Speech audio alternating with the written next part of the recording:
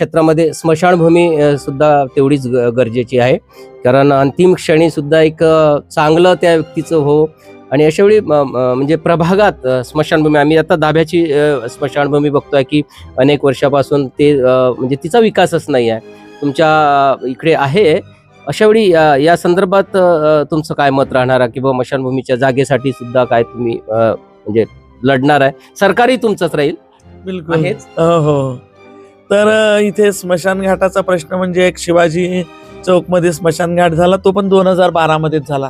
तुम्ही तेव्हा हो, तेव्हा आपले गालबेनशीजी होते, मी होती आणि आपले सुधाकरराव देशमुख साहेब होते.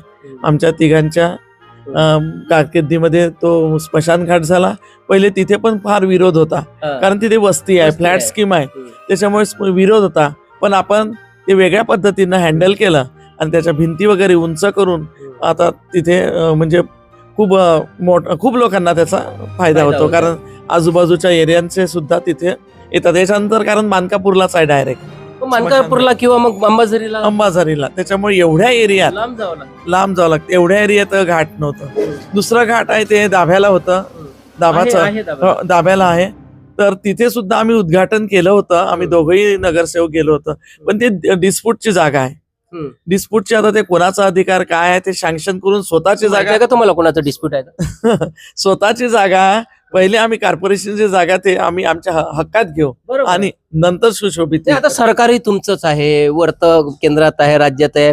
अशा वेळेस त्या जागेचा प्रश्न काढायला निकाली तुम्ही? नक्कीच केंद्रात सरकार आहे, राज्यात सरकार आहे, पालकमंत्री भारतीय जनता पार्टीचे आहे आणि आमचा हमखास महापौर सुद्धा भारतीय जनता पार्टीचा महानगरपालिकेत बसणार आहे. म्हणजे दाब्याचा सुद्धा प्रश्न तुम्ही आवर्जून सोडवाल असं?